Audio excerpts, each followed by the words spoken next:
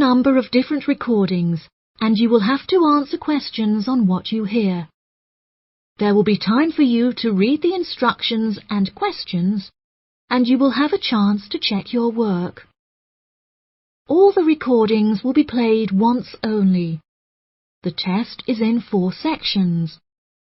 At the end of the test, you will be given 10 minutes to transfer your answers to an answer sheet. Now turn to Section 1.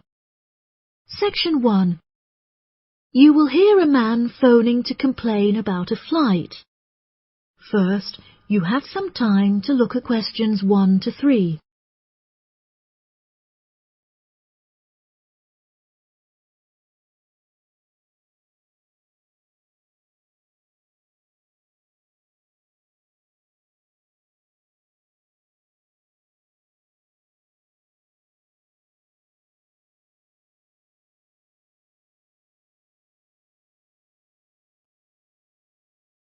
You will see that there is an example that has been done for you.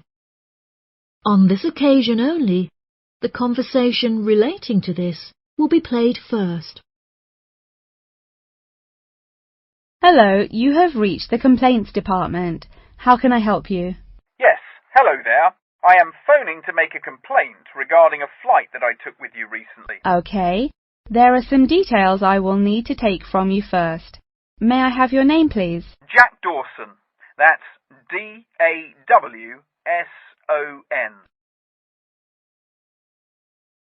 The name of the man is Jack Dawson, so Dawson has been written in the space.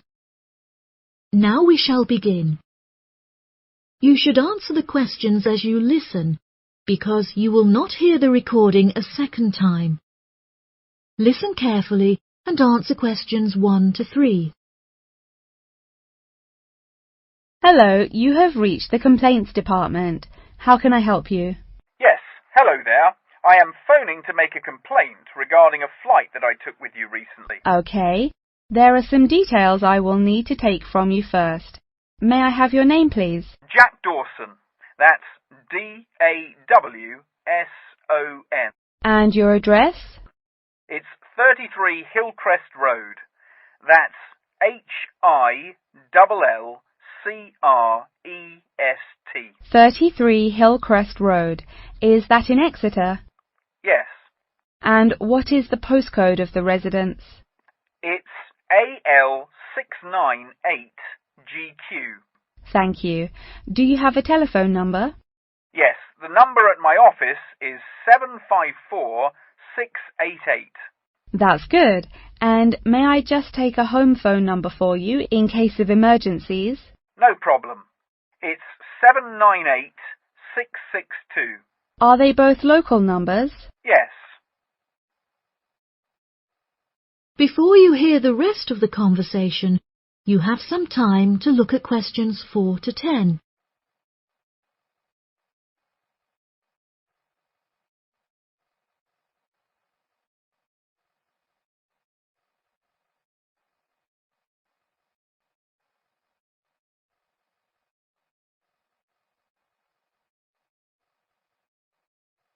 Now listen and answer questions 4 to 10. Okay, great. Thank you for your patience. Now, what is the nature of your complaint? I'm phoning to complain about a flight I took recently. I always take certain measures to ensure that I will be comfortable. For example, I always pay the additional cost for extra legroom, and I always arrive punctually for the flight to make sure that I'm seated beneath an air conditioner. Unfortunately, I was disappointed to find that the air conditioning on the plane was broken, so I spent the entire flight in discomfort as it was too hot and the air was stuffy. I see. I do apologize for this fault with the air conditioning. Now, while I have you on the phone, would you mind answering a short questionnaire regarding your recent flight? Sure. Okay, let's get started. What did you think of the food that was served to you during the flight? I thought that it was inexpensive and quite delicious. However, I was still very hungry afterwards, as it was a very small portion and more of a snack. Providing a snack for lunch is not reasonable. Okay, I have noted that down. What was your opinion of the quality of service that you received from our staff on board? The staff was very helpful, but each time I pressed the button to request service, it took a long time for a staff member to arrive. I found this frustrating, as there just weren't enough staff on board the flight to be able to serve all the customers. Okay, that's great. Thank you very much for answering those questions. Are there any other parts of your travel experience that you would like to comment on? Yep. The process of moving through security was very quick and helped to make my travel experience stress-free. Okay. Do you have any extra comments on the services you received during the flight? Yes, I thought that the seats were very uncomfortable and looked very old. They were also in need of repair, as the reclined feature on my chair was broken, so I could not go to sleep for the whole flight. Luckily, the entertainment facilities were very good, so I was able to distract myself by watching movies. Thank you so much for taking the time to answer all of my questions. We would like to offer you some gifts as a goodwill gesture, with a 20% discount on the cost of your hotel stay. We also appreciate that international calls to your home country can be expensive, and we are sure that you would like to keep your family updated on your travels. So please accept a phone card which has a credit of £20. Oh, that's really great. Thank you so much for the gifts. No problem. We look forward to having you travel with us again soon. Have a fantastic vacation. Thanks. Bye. That is the end of section 1. You now have half a minute to check your answers.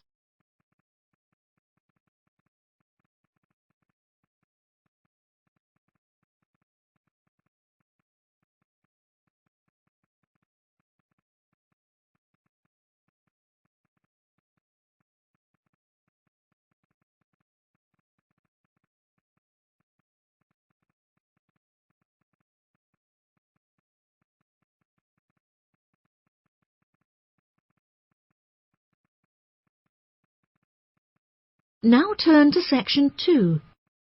Section 2. You will hear part of a talk given by a member of staff at a car rental company. First, you have some time to look at questions 11 to 16.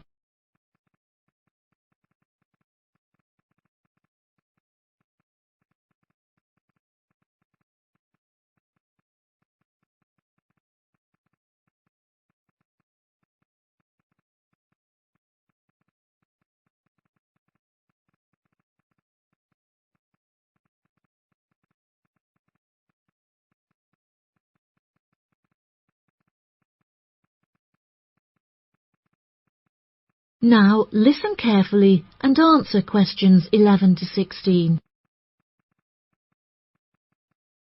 Good morning, listeners, and welcome back to Star Radio. Today on the show, we have a visitor from Yazoo Car Rental, who is going to give us an insight into his company and into the public transport system. Welcome, Jonathan. Thank you for having me. Yes, I would like to start by introducing my company, Yazoo Car Rental. We are the cheapest and most reliable rental company in the city and have won multiple awards for the quality of our services. This success did not come easily, however, and it proved important that we stay fresh and are always thinking of ways to attract new customers. Our first attempt to do this was to offer a free gift with every car rental, which we were confident the customers would be very interested in. The offer of a free Hoover with each rental, however, did not attract any new customers, so we quite quickly stopped offering it. In 2002, a new taxi company opened next door to us, and we started losing a lot of business to them. So we introduced an offer that we hoped might compete with their service. We offered a new package where you could rent a car with a driver for a small extra fee. By introducing this offer, we found that all of our customers preferred to drive the cars themselves. So again, this offer was unsuccessful in attracting more customers. Learning from these mistakes, we decided to offer a package service where the customer no longer had to come to our offices to pick up the rental car. Instead, we could drop off and pick up the car anywhere in the city to make the customer's experience a lot more stress-free. This offer was very popular and increased our profits by 30%. In order to attract a younger demographic, we updated the models of cars that we offered for rental. We began offering more trendy cars, such as minis and smart cars, that we thought might appeal to the younger crowd, and we also purchased them in more fun colours like reds and greens. This offer attracted some new customers of a younger age group, however, not as many as we hoped. Next, I decided to offer our services at a discounted price on our website, where it could be seen by thousands of people.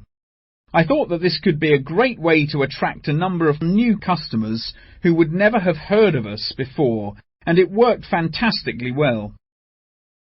Following the success of the discount offer, we had so many customers that it became necessary to open a new branch of the company in the centre of the city. The cost of renting offices in the city centre was very high, so we hoped that our profits would justify this expensive decision. We made enough profit to keep our city centre offices open, but we had hoped for a greater increase in customer numbers. Before you hear the rest of the talk, you have some time to look at questions 17 to 20.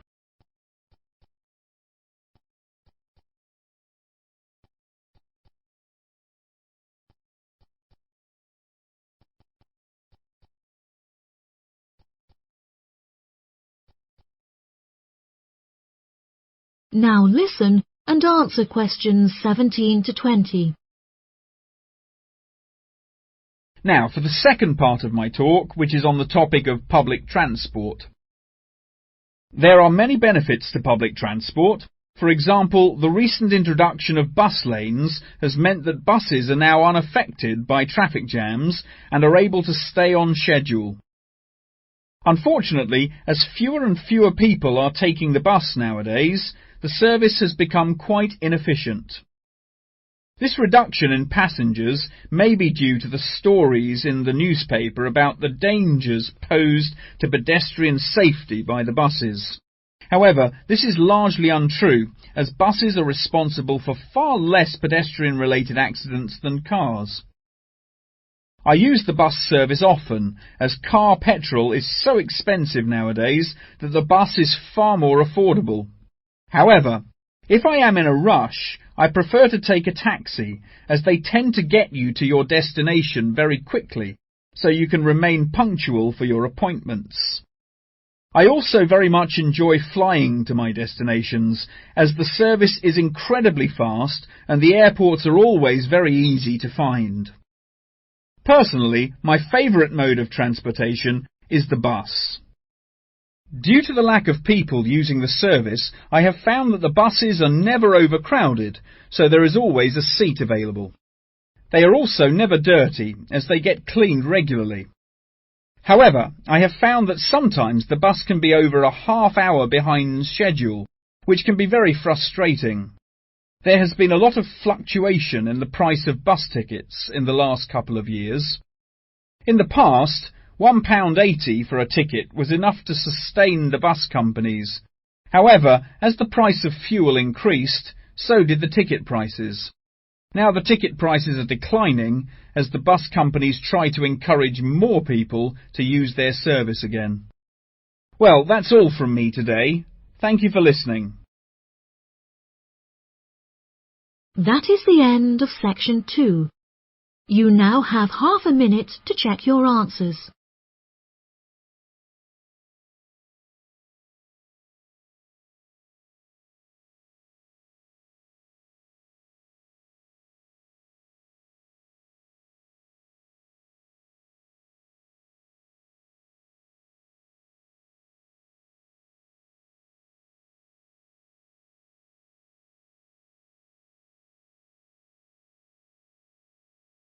Now turn to section 3.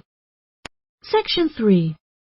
You will hear a conversation between a student and her professor discussing an assignment. First, you have some time to look at questions 21 to 25.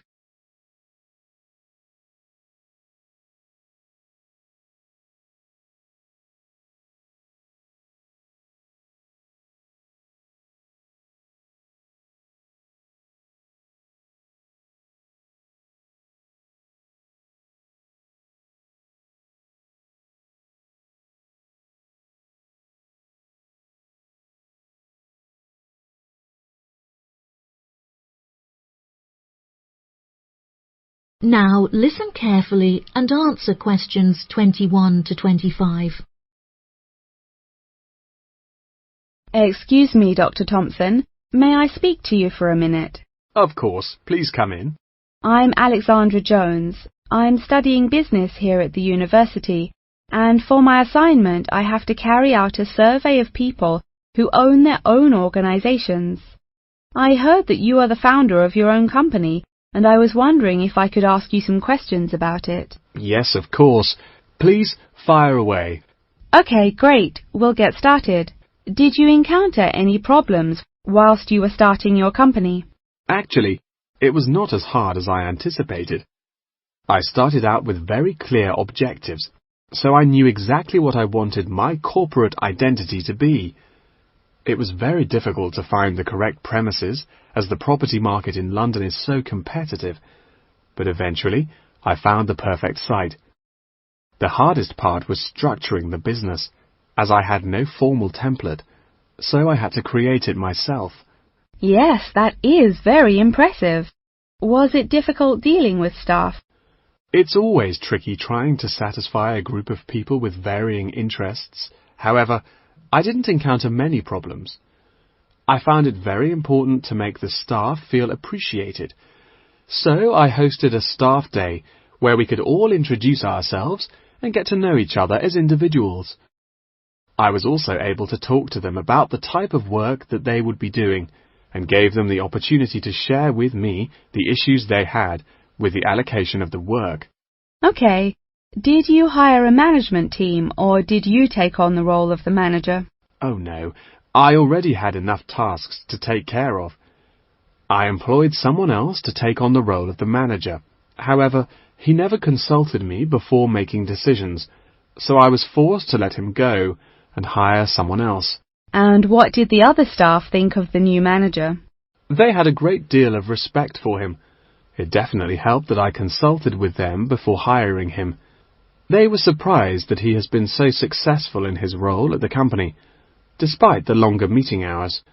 Since the company opened, has it had any great achievements? There are many aspects of the company that I am pleased with. However, there is one achievement of which I am particularly proud. I wanted a mural painted to brighten up our entrance area, so I decided it would be a great idea to invite the local primary school to create one for us. The youngsters had a great time, and I know they were thrilled to be included. Oh, that's lovely. Before you hear the rest of the conversation, you have some time to look at questions 26 to 30.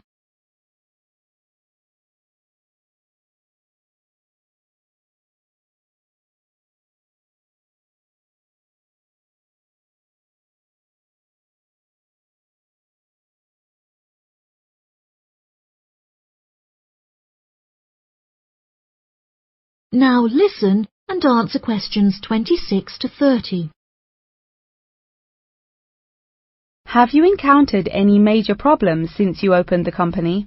Yes, we are always encountering issues with employment because it is very hard to find people who are qualified for the roles that we are offering. But unfortunately, there is no solution to this. One of our administrators also recently left to go on maternity leave, which put us in a tricky situation. However, we have managed to find a temporary replacement for her. It's also now approaching the period when we must carry out our financial training, so I need to find a venue with enough space to hold everyone. It will be interesting trying to organize that event. Oh gosh, I can imagine. I find it hard enough to organize myself. Organization is a difficult thing to master, but it is also essential for success. Whilst I was learning how to stay organised, I realised that the role of motivation is essential. Okay, that's great. I also suggest that you visit the library, as there is a section on culture that will have some very valuable material on how to develop your organisation skills. Okay, I'll head to the library when we're finished. I think you will find it very useful. They also have a collection of documentaries on the subject of personal organisation, and I suggest that you look up the literature on management of change. I personally found these sources incredibly useful. Articles are also a valuable resource, and we have a whole collection of them in our university library. I advise that you look at Section 2, where you will find articles on the nature of volunteering. That's great. Thank you so much for your help. No problem. That is the end of Section 3. You now have half a minute to check your answers.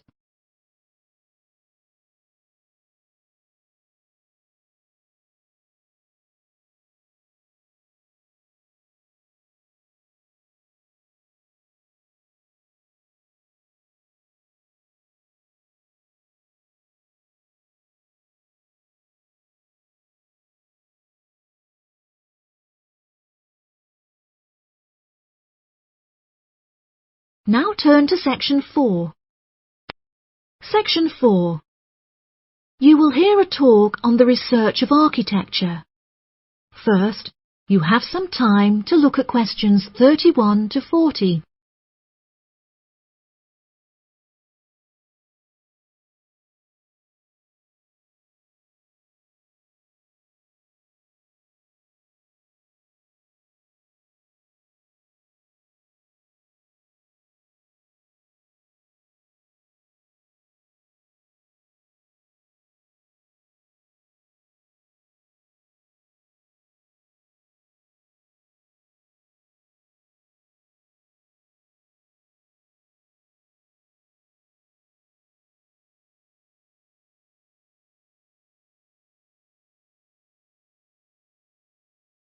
Now listen carefully and answer questions 31 to 40.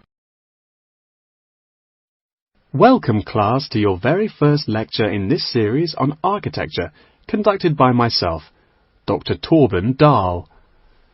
Today we will be looking into the relationship between climate and architecture, where I will be giving you a critical overview of the main climate influences that shape the design of buildings.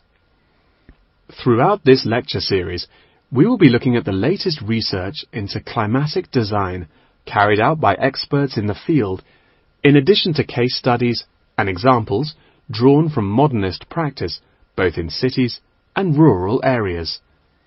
Now, acid rain is one of the climatic elements with the most devastating effects on our architecture. The chemicals in acid rain can cause paint to peel, corrosion of steel structures such as bridges, and erosion of stone statues.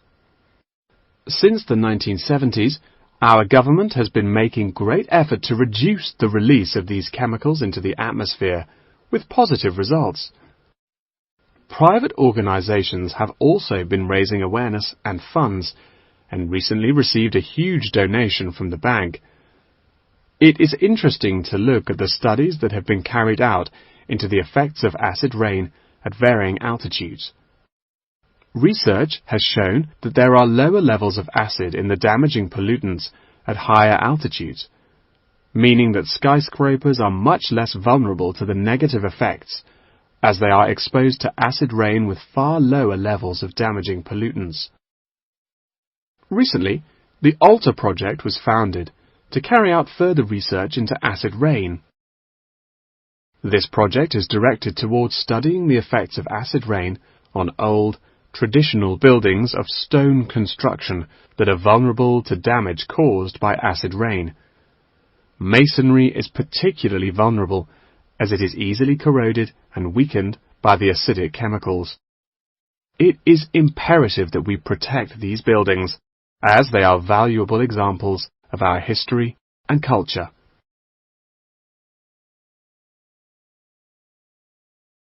Pollution is one of the main sources of concern in the present day. The construction industry contributes considerably as a source of pollution in its day-to-day processes of creating building materials such as concrete and glass. However, more new sustainable methods are being developed to counter this. A recent case study for this is Sky Tower, whose windows have been made from recycled glass to prevent pollution from the glass-making process. Water is the most problematic element to be considered in construction. It is imperative that construction elements, such as the insulation, are fitted into the building in dry weather to prevent it from getting wet. This makes winter an undesirable season for construction, as the heavy rainfall can have adverse effects on the building. Another climate type that has an enormous effect on buildings is humidity. Constructions made of steel and stone are largely unaffected by humidity. However, it can have a serious effect on wooden constructions if the timber has not been correctly treated. Moisture from the air can condense in the grain of the wood, which then swells and shrinks in proportion to the magnitude of change in its moisture content. This variation in size can have disastrous consequences. In areas of the world that are prone to earthquakes, certain design and environmental conditions are preferable for protecting buildings in the event of a tremor. Engineers have come up with numerous building procedures to help minimize shaking in buildings. For example, tall buildings have height restrictions and counterweights, and multi-story buildings have reinforced floors and walls. Ground conditions are a cause for worry in many constructions, as often the soil is of the wrong density to protect the foundations. Luckily, technology has now been developed that can help to minimize damage by earthquakes. Seismic sensors can give prior warning when an earthquake is about to happen, so that preparations can be made to protect both the people and the buildings from harm. The movement of building structures can now also be measured and monitored over time by architects. It has been expressed by architects within the design community that it would be valuable to be given special courses for designing buildings within earthquake zones. Guidelines are also expected to be produced by the government in the near future that will give architects a universal checklist to follow. That wraps up the lecture for today. Please remember that attendance is mandatory. That is the end of section 4. You now have half a minute to check your answers.